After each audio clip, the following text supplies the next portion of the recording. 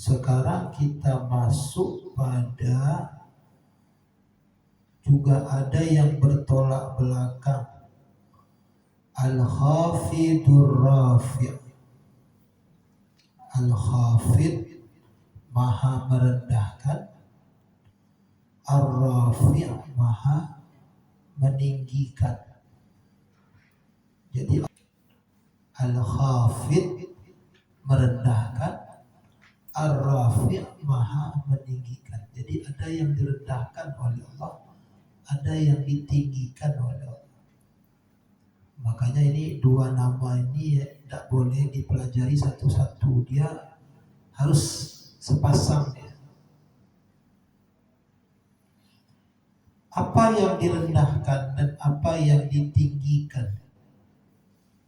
Kata ulama, huwallazi yakhfidul batil wa ahliha. Dialah Allah yang maha merendahkan kebatilan dan kejahatan serta pelaku-pelakunya.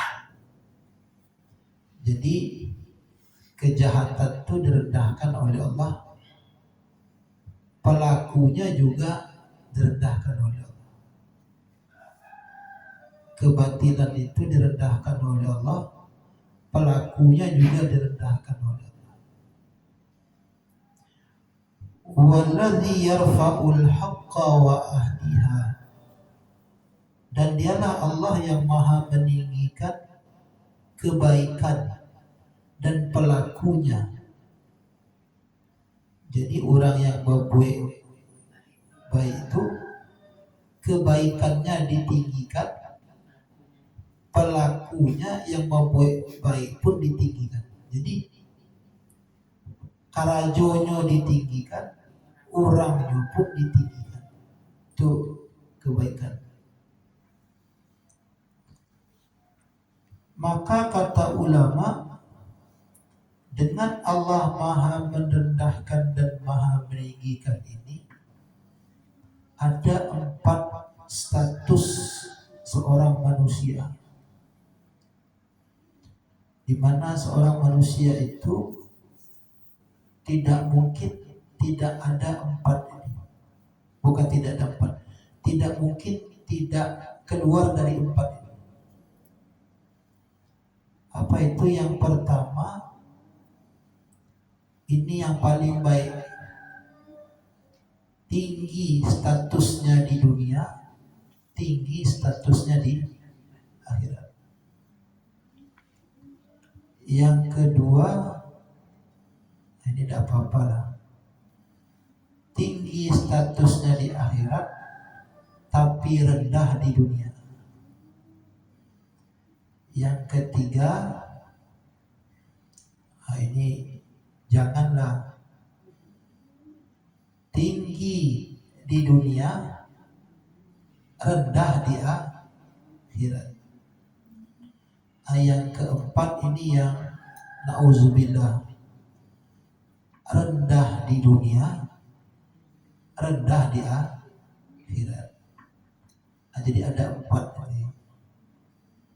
Tinggi dunia akhirat, tinggi akhirat rendah dunia,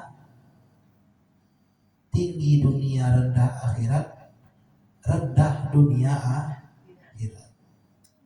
Nah, kita yang mana nih? Allah rendahkan di dunia, Allah rendahkan di akhirat. Nah, ini tidak usahlah kita jadi orang ini. Siapa itu? Minha, kata ulama, al-fakirul fakhur, orang miskin yang sombong. Ini yang ini. Sudah miskin, sombong pula. Siapa itu orang miskin yang sombong? Kalau Rasulullah Sallallahu Alaihi Wasallam bersabda, lil faqiril fakhur ayat. Orang miskin yang sombong ada tanda-tandanya. Hadis riwayat Ahmad. Apa tanda-tandanya? Rasulullah bersabda, yang pertama, malas berdoa. Jadi miskin berdoa minta rezeki aja tidak mau dia. Tidak bekerja, cuma doa aja. Berdoa minta rezeki saya tidak doa. Padahal dia miskin. Ada doa minta rezeki, ada dalam Quran banyak. Ya, kalau kita sholat duduk di antara dua sujud itu minta rezeki. Rabbighfirli warhamni wajburni warfa'ni warzuqni. Apa warzuqni? Apa nih? Rezeki. Ini jari nih. Jari nih kok. Rezeki warzuqni. Jadi sholat tidak mau, karena dalam sholat itu ada doa minta rezeki. Jadi orang miskin yang tidak sholat itu tanda dari orang miskin yang sombong. Tanda-tanda orang miskin yang sombong itu, sabda Rasulullah, malas bekerja. Jadi ala miskin sumbayang maleh karajo maleh. Ini jelas ya. Yang ketiga, tanda orang miskin yang sombong itu suka melanggar. Awak miskin sumbayang tak nabuah karajo maleh kapasa bonda tak pakai helm, itulah lengkap sombong. Kenapa? Karena melanggar titih kedua. Tak pakai helm, tangkap polisi, tilang uang ke luar. Pelanggaran itu ujung-ujungnya, kalau perdata ditanya datanya, kalau pidana ditanya dananya. Begitu. Kalau dibantu berat mengucapkan terima kasih. Jadi kalau empat ini sudah ada, berarti sombongnya sempurna. Apa yang empat tadi? Ibadah tidak mau, kerja malas. Yang ketiga, suka melanggar. Yang keempat, kalau dibantu berat terima kasih. Suka melanggar ini dalam kehidupan kita ini tiga. Kalau ingin tentram tiga, taati aturan agama, taati aturan negara, taati aturan adat. Tiga itu insyaallah tentram itu. Yang direndahkan dunia akhirat adalah jahilun murakkab, orang bodoh yang sombong. Tadi miskin sombong, yang kedua bodoh sombong. Apa di antara orang bodoh yang sombong ini? Di antaranya orang yang bodoh tapi tidak mau mendengar orang lain. Inyo bodoh tapi barajo ka dirinya surang, itu bodoh sombong. Barajo ka diri surang itu artinya tidak mau mendengar sesuatu dari sudut pandang orang. Inyo saya yang paling benar, paling betul. Kenapa melawan diri lebih berat daripada melawan orang? Melawan orang itu bisa diblokir.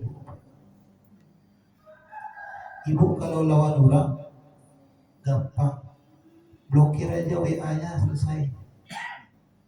Lawan diri awak bisa diblokir. Melawan diri sendiri itu adalah perperangan yang tidak selesai. Yang menyelesaikannya cuma satu, apa? Ayo bisa menyelesaikan melawan diri sendiri itu. Mati baru selesai. Kalau mati baru selesai. Tapi selama kita hidup, yang kedua, ini lumayan ini. Allah tinggikan di dunia, Allah rendahkan di akhirat. Siapa itu? Pertama, al-imamul kadhib, pemimpin pembohong.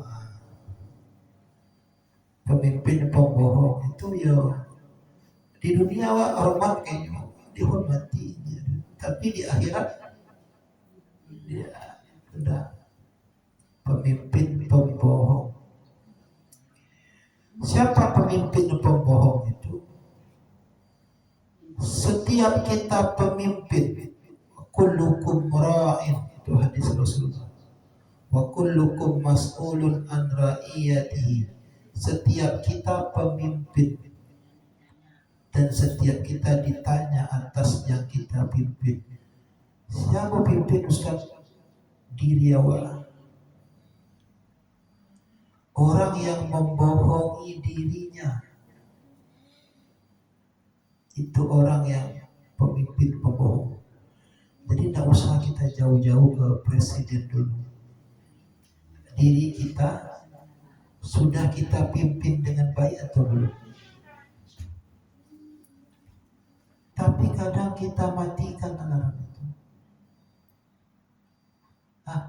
Mematikan alarm itu adalah membohongi diri kita. Maka kecil ulama sal dhamirak, coba tanya hati kita awak bahkan itu artinya tanya diri awak. Maka di Mina sebelum ada bahasa di sara bahasa di kitabullah, orang Minang mengecean sebelum Islam masuk ke Minangkabau, kata orang Minang adat bahasa di alua bahasa di patut yo mungkin.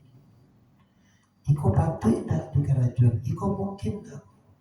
Patut tak apa betul iko? Mungkin tak? Kamu tanya tuh kah? Diri aku fitrah. Diri kita ini suci. Berasal dari bayi. Yang paling tulus itu bayi. Bayi itu bapak ibu. Bukan bapak ibu pernah dekat bayi.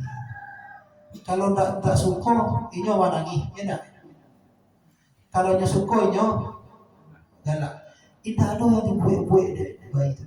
Bayi itu tidak ada suka, pura-pura tidak suka, tidak ada. Karena bayi itu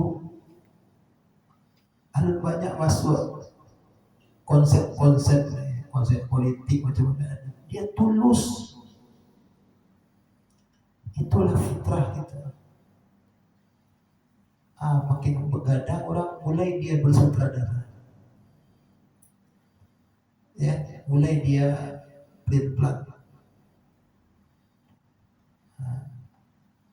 Yang jahat karena bosnya dia mengganggu.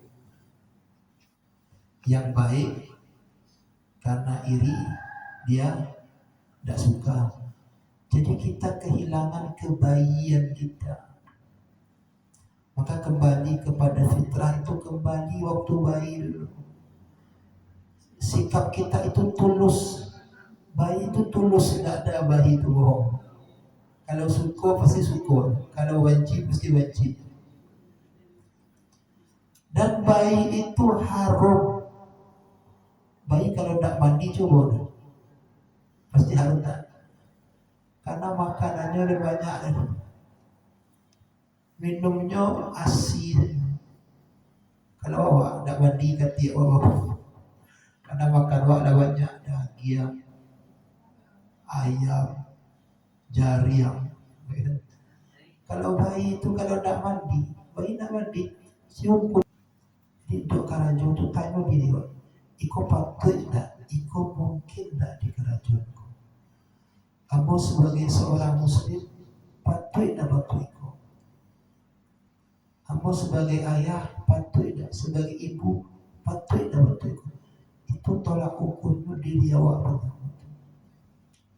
Allah menanam ke dalam diri kita itu alarm, namanya hati kecil. Nah, jadi yang Allah tinggikan di dunia itu pemimpin, tapi pembohong Allah rendahkan di akhirat. Karena dia pemimpin, dia tinggi di dunia. Karena pembohongnya dia rendah di akhirat. Apa lagi? Yang Allah tinggikan dunia, rendah akhirat ada. Kata ulama, al-ghaniyul kafir, orang kaya yang kafir. Jadi kalau ada orang kaya kafir, di dunia tinggi, di akhirat rendah. Ya. Maka sabda Rasulullah, ajaban li amril mu'min, sungguh ajaib urusan orang mukmin itu. Apa? Semuanya baik. Jadi orang mukmin itu semuanya baik. Kalau sakit, sakitnya baik. Sakitnya baik, apalagi sehat. Kalau miskin, miskinnya baik. Orang mukmin itu miskinnya aja baik, apalagi kaya. Tapi kalau orang kafir itu semuanya buruk. Miskin, kayanya aja buruk, apalagi miskinnya. Orang kaya yang sampili, itu juga tuh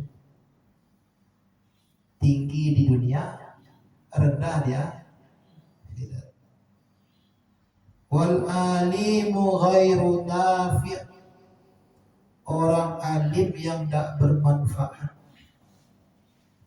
Cadia tapi tak tampik batanyun. Cadia guru. Jadi untuk injo surang saja. Itu ilmu yang tidak bermanfaat. Tinggi orangnya di dunia, tapi rendah di akhirat. Contoh-contoh orangnya banyak. Firaun, Namrud, itu kan orang-orang hebat di dunia. Korun, ya. Tuh yang tinggi dunia, rendah akhirat. Yang ketiga, ini bolehlah,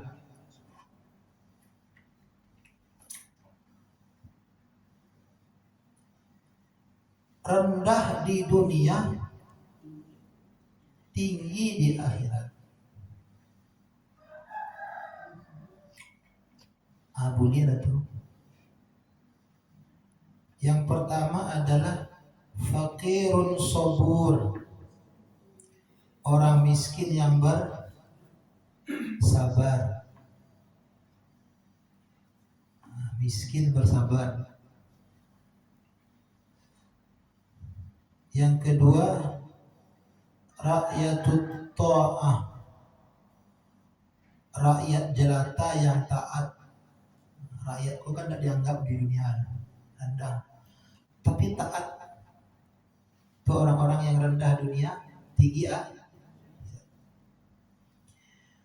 seperti ini ada kisah menarik, sahabat Nabi dalam kitab ini, Abu Dzar Al-Ghifari, seorang miskin yang lama sambal. Jadi laki-laki itu kan sampai sekarang yang masak kan enaknya laki-laki. Sahabat Nabi itu namanya Abu Dzar. dia bikin sop enak sekali, juara sopnya, tapi miskin, tapi sopnya juara. Apa?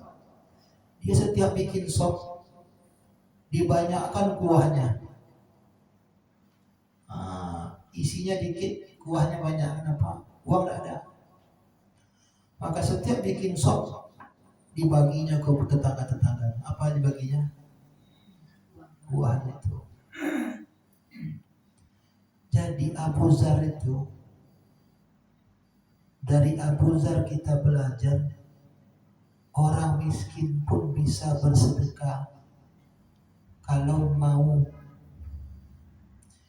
Jadi sebenarnya sedekah itu Bapak Ibu tidak masalah ada piti, tidak ada piti, mental sebenarnya. Yang terakhir ini yang bagus nih.